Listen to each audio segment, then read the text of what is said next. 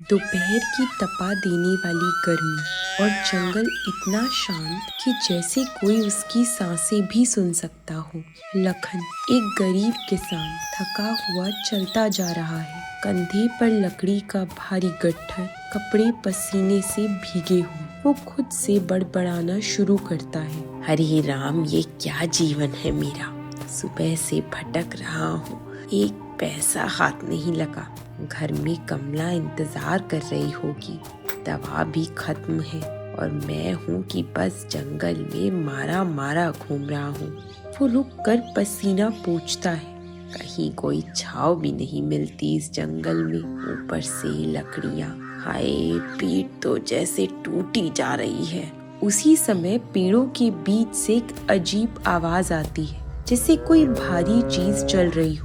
लखन फौरन सतर्क होकर उधर देखता है। अरे बाप रे, ये आवाज कैसी थी? क्या कोई जंगली जानवर है? वो 2 कदम पीछे हट जाता है। नहीं नहीं भगवान, ऐसा मत करना। आज तो मेरी हालत पहले से ही खराब है। अगर कोई बाघ आ गया तो मेरा तो खेल ही खत्म। कुछ पत्ते जोर से हिलते, लखन का गला सूख जाता है। मैं चढ़ तो नहीं पाऊंगा पेड़ पर, भाग भी नहीं पाऊंगा, क्या करूं अब? अचानक झाड़ियों में तेज हलचल होती है। अरे कौन है? बोल तो सही, मैं बहुत बहादुर नहीं हूँ। सीधे साधे आदमी से पंगा मत लेना। पल भर बाद झाड़ी से एक सफेद बैल बाहर आता है।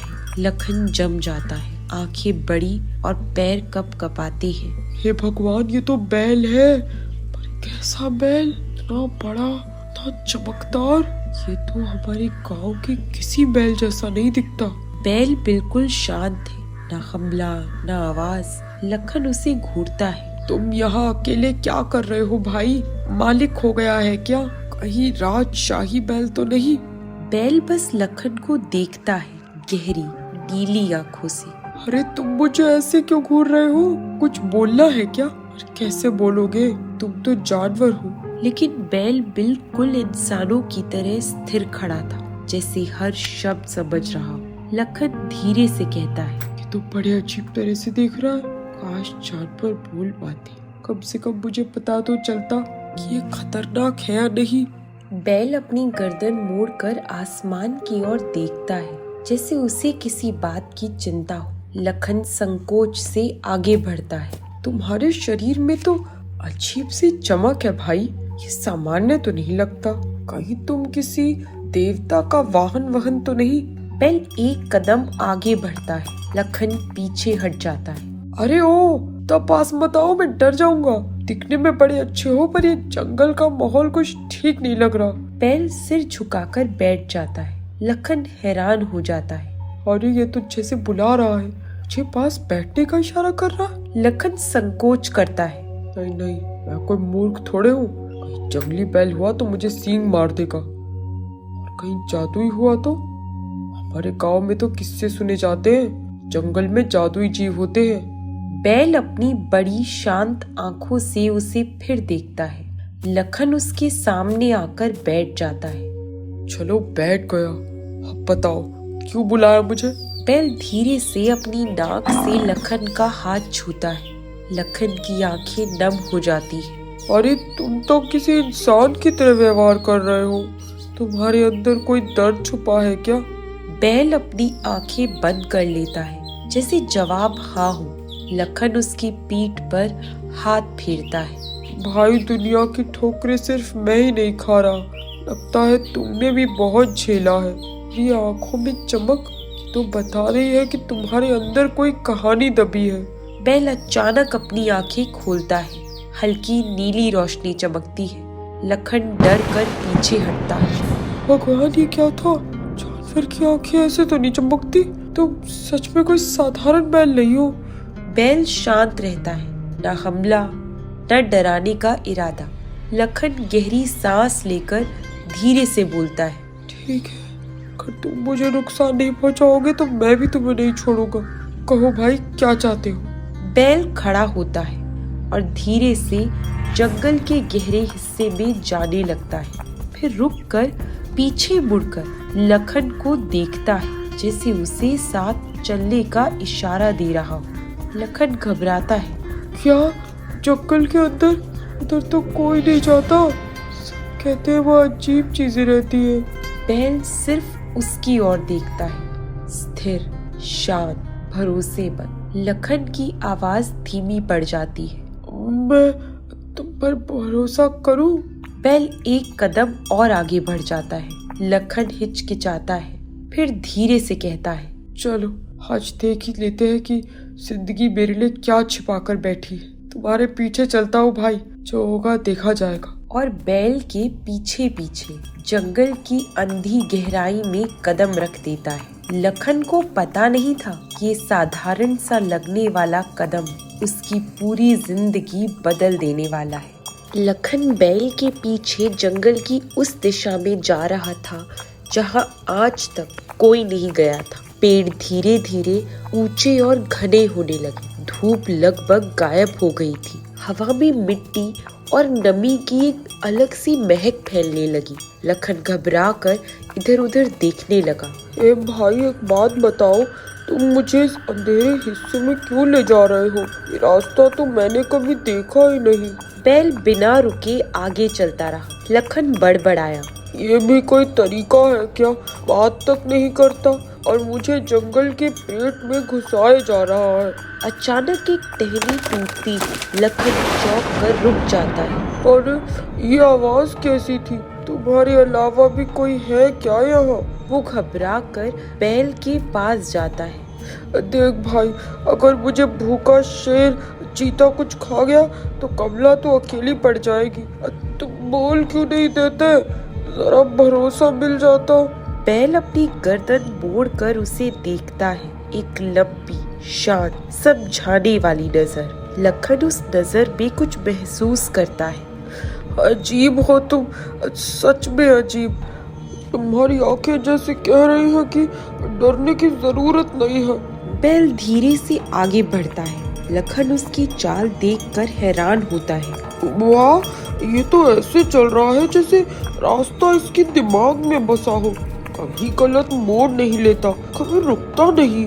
लगता है सच में जानता है कि कहाँ जा रहा है। कुछ दूर चलने के बाद जमीन में हल्की नीली रोशनी की तरह चमक उभरती है, जैसे धूप नहीं किसी और चीज से उजाला हो रहा हो। लखन चौंक जाता है। अरे, ये जमीन चमक क्यों रही है? कहीं मैं सपना तो नहीं देख रहा? वो घुटनों के बल बैठकर मिट्टी को छूता है। ये मिट्टी इतनी ठंडी कैसे? जैसे किसी नदी के अंदर की हो। बैल आगे बढ़कर अपने खुर से जमीन पर एक गोल निशान बनाता है। ये क्या दिखा रहे हो? ये गोल निशान क्या मतलब? बैल दूसरी बार वही निशान बनाता है। लखन कुछ पल के लिए चुप रहता है, फिर उसके चेहरे पर एक हल्की समझ की लकीर उभरती है। अरे, कहीं ये कोई जगह दिखा रहे हो क्या, जैसे यहाँ कुछ छिपा हो?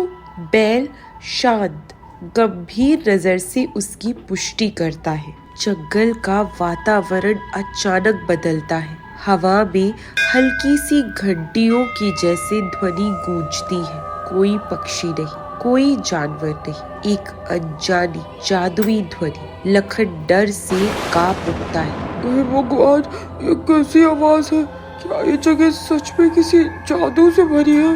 बैल करीब आता है और अपनी नाक से लखन के हाथ को छूता है, जैसे उसे दिलासा दे रहा हो। लखन धीमे से मुस्कुराता है। तुम्हें पता है ना, मैं बहुत डरपोक हूँ, पर फिर भी तुम्हारे साथ आ रहा हूँ। इसका मतलब भरोसा करता हूँ तुम पर।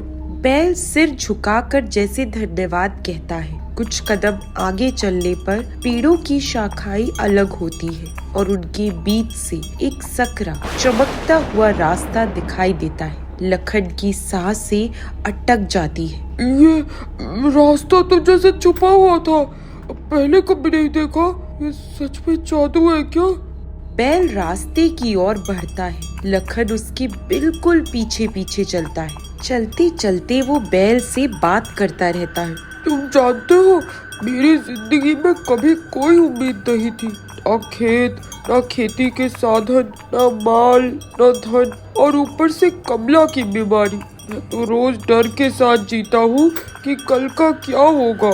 और आज तुम्हें देखकर पहली बार लग रहा है कि शायद ऊपर वाले ने मेरे लिए कुछ अच्छा भेजा है। बैल धीरे से उसकी ओर देखता है।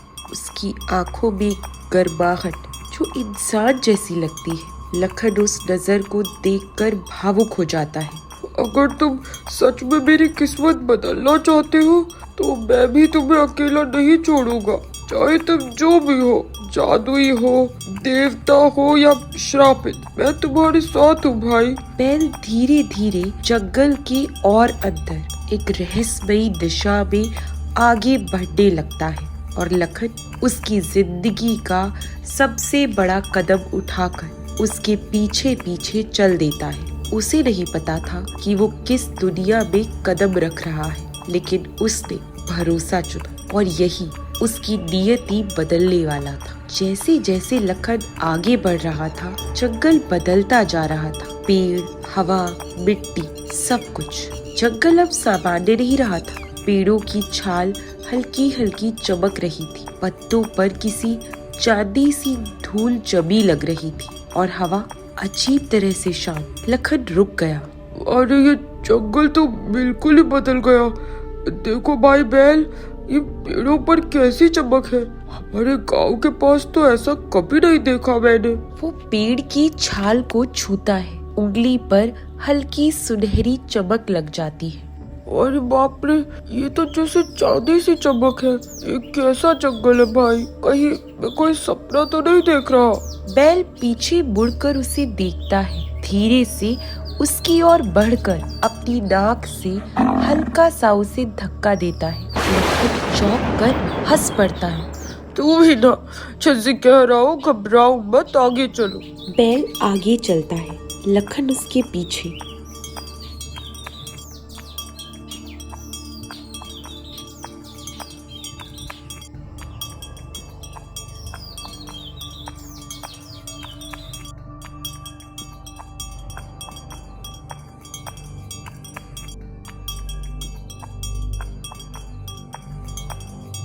एक बहुत बड़ा पुराना वृक्ष दिखाई देता है, जिसके तने पर अनगिनत निशान जैसे किसी ने सालों तक उकेरे हो। ये कैसा पेड़ है?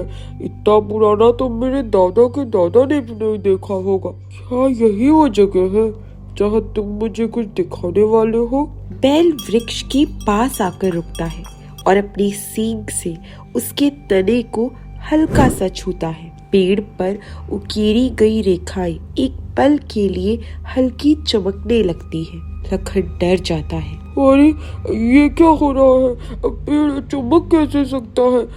भाई ये कैसा जंगल है? बैल खुर से जमीन पर थपकी देता है, फिर लखन के पास आता है और गहरी मानो बेल भरी नजर से उसे देखता है। लखन की सांसें तेज हो जाती है। तुम उसे जानबूझकर दिखा रहे हो? कोई वजह है ना? कोई कहानी, कोई राज जो तुम मुझे बताना चाहते हो? बैल धीरे से सिर हिलाता है, जैसे हवा कह रहा हो। ठीक है, मैं सुनने के लिए तैयार हूँ। तुम जो भी दिखाना चाहो मैं देखूंगा, तुम जो भी करवाना चाहो मैं करूँगा। बस एक बात याद रखना, मैं गरीब आदमी हूँ पर दुख बांटना अच्छी तरह जानता हूँ। बैल उसकी तरफ देखता है। इसके बाद उसकी आंखों में हल्की सी चमक दोबारा दिखाई देती है। जमीन के नीचे से एक धीमी कंपन उठती है। पेड़ों की शाखाएं एक पल के लिए स्थिर हो जाती है, जैसे हवा रुक गई हो। लखन घबरा जाता है। अरे ये क्या है? कहीं तुम कोई राक्षसी बैल तो नहीं? बाद में पकड़कर खा जाओगे मुझे। बैल अचानक उसके बिल्कुल करीब आता है और अपनी आंखों को उसकी आंखों के सामने लाता है। नरम, शांत, भरोसे से भरी आंखें। लखन का डर धीरे धीरे पिघल जाता है। नहीं, तुम्हारी आंखें कह रही है कि तुम मेरे साथ कुछ बुरा नहीं करोगे। तुम्हारा जख्म, तुम्हारा दर्द छुपा हुआ है पर बुरा नहीं है। बैल धीरे से उसके गाल से अपना चेहरा छूता है। लखन जैसे बैल के भाव समझने लगा हो। वो हल्की हंसी के साथ कहता है, ठीक है भाई, मैं तुम पर भरोसा कर रहा हूँ।